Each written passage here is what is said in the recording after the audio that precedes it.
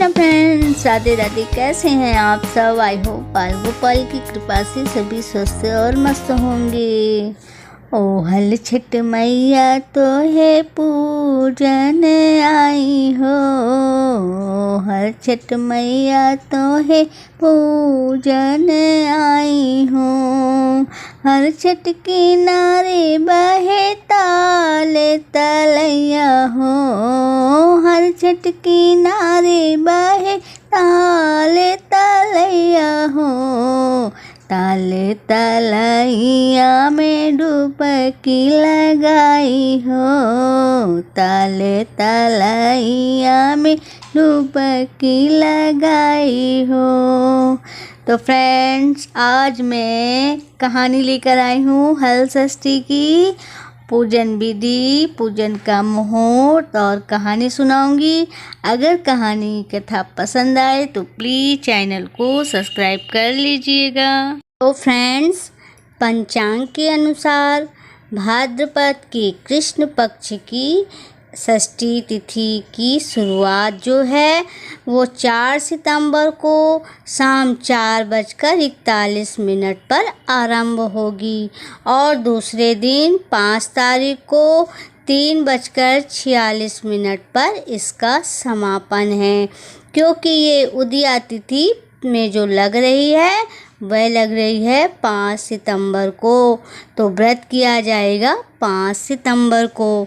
और इसकी पूजन की सामग्री, इसमें वंश की पूजा होती है, तो इसमें बांस की टोकरी या बांस से बने हुए कोई भी बर्तन लिए जाते हैं। ज़्यादातर बांस की टोकरी ली जाती है, मिट्टी के कुल्हड़ लिए जाते हैं, महुआ, भैंस की दही, भैंस के दूध और भैंस से बने हुए सारे पकवान लिए जाते हैं। 7 प्रकार का अनाज लिया जाता है जिसे हमारे यहाँ सतंजा बोला जाता है। और इसमें मुखारी जो है वो महुए की यूज होती है। भैंस का गोबर, सारी चीज़ें भैंस की यूज होती है। या तो भैंस की घी ले या महुए का तेल जिसे हम डोरी का तेल बोलते हैं। और इसमें जो पूजा होती है हर छठ महारानी की, वह कुश होता है और छूला होता है जिसे हम पलाश भी बोलते हैं। और बेर की जो कटीली सी झाड़ी होती है उसके कुछ डंडे वगैरह होते हैं, उसी को बीच आंगन में गाड़ करके किसी गमले वगैरह में इन्हीं की पूजा की जाती है। माता पार्वती, भगवान शिव और गणेश जी की इसमें पूजन होती है। और इस दिन भगवान श्री कृष्ण के बड़े भाई बलदाऊ का जन्म भी मनाया जाता है। और फ्रेंड्स, इसमें जो हल से चली हुई चीज़ें हैं, अनाज हैं जो खेत में उपजती हैं, वो चीज़ें नहीं खाई जाती। और इसमें पसही का चावल जो तालाब के किनारे होता है वो खाया जाता है। और ऐसे फल या ऐसी चीज़ें खाई जाती हैं जो खेती में खेत से पैदा ना की गई हों। तो ये तो थे मुहूर्त और पूजा की सामग्री और पूजा करने का नियम। तो फ्रेंड्स, अब मैं कहानी सुनाने जा रही हूँ। अगर कहानी पसंद आए तो प्लीज़ चैनल को सब्सक्राइब कर दीजिएगा। तो फ्रेंड्स, यह त्यौहार भादो कृष्ण पक्ष की छठ को मनाया जाता है। इस दिन कृष्ण के बड़े भाई बलराम जी का जन्म भी हुआ था। पुत्र आवाम, पुत्रवती दोनों महिलाएं यह व्रत करती हैं। इसके अलावा गर्भवती महिलाएं भी संतान की इच्छा रखते हुए इस व्रत को करती हैं। यह व्रत ज़्यादातर उत्तर भारत में किया जाता है। तो फ्रेंड्स, इसकी कहानी कुछ इस प्रकार से है।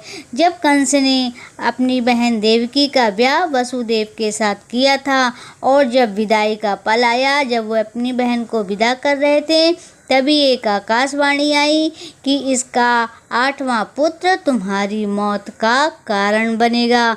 तो कंस ने अपने बहन और बहनोई दोनों को कारागार में डाल दिया और उसने एक एक करके देवकी के 6 पुत्रों की हत्या कर दी। देवकी और वसुदेव बहुत ही दुखी थे एक दिन देवकी और वसुदेव से मिलने के लिए देवऋषि नारद जी कारागार में पहुँचे। तभी देवकी ने अपनी पीड़ा और व्यथा बताई। तभी देवऋषि नारद जी ने उन्हें हल षष्ठी व्रत करने की सलाह दी। तो देवकी ने पूछा कि इस व्रत की महिमा क्या है और इस व्रत की कथा क्या है। तभी नारद जी ने बोला कि यह व्रत पुत्र के लिए होता है, पुत्र जीवी के लिए होता है और पुत्र कामना के लिए होता है। तभी देवऋषि नारद जी ने हल षष्ठी व्रत की कहानी देवकी को सुनाई। कहानी कुछ इस तरीके से है। एक नगर था जहाँ चंद्रवत नाम के एक राजा राज किया करते थे। उन्हें अपनी प्रजा का बहुत ही ख्याल था। उन्होंने अपनी प्रजा के लिए एक ताल खुदाया, जिस ताल में पानी नहीं था, उस ताल को लोग देख देख करके राजा को अक्सर गालियाँ दिया करते थे कि राजा ने ये गड्ढा खुदा दिया है, इसमें पानी का तो कोई नामो निशान नहीं।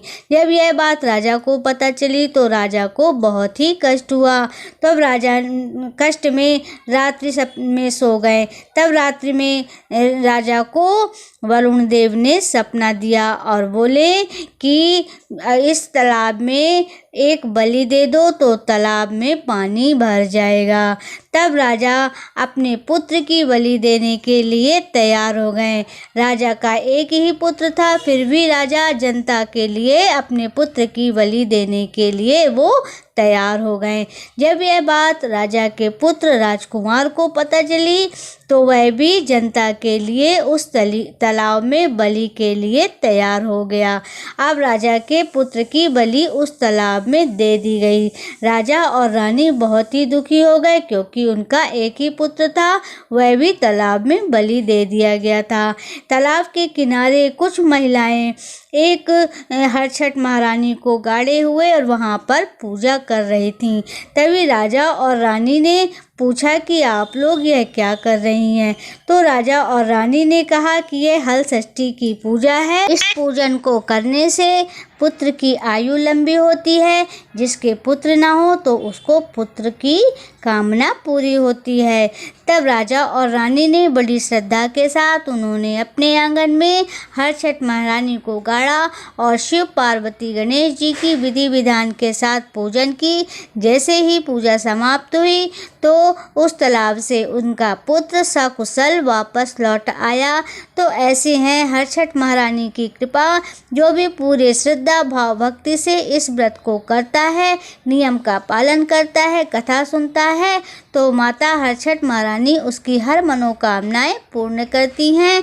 उसके घर में सुख संपत्ति, यश, कीर्ति, धन धान सभी खुशियों को परिपूर्ण करती हैं। तो फ्रेंड्स, यह थी आज हरछठ महारानी की कथा। अगर आपको कहानी पसंद आई तो प्लीज़ चैनल को सब्सक्राइब कर दीजिएगा। आज कहानी थोड़ी सी बड़ी हो गई है, मगर कहानी पूरी सुनिएगा। लाइक, कमेंट और शेयर भी कीजिएगा। बेल आइकन जरूर प्रेस कीजिएगा, जिससे हमारी आने वाली हर वीडियो का नोटिफिकेशन आप तक पहुंचता रहे। अपना बहुत ख्याल रखिएगा। हम फिर से मिलेंगे एक नई वीडियो के साथ। जय श्री कृष्णा, राधे राधे।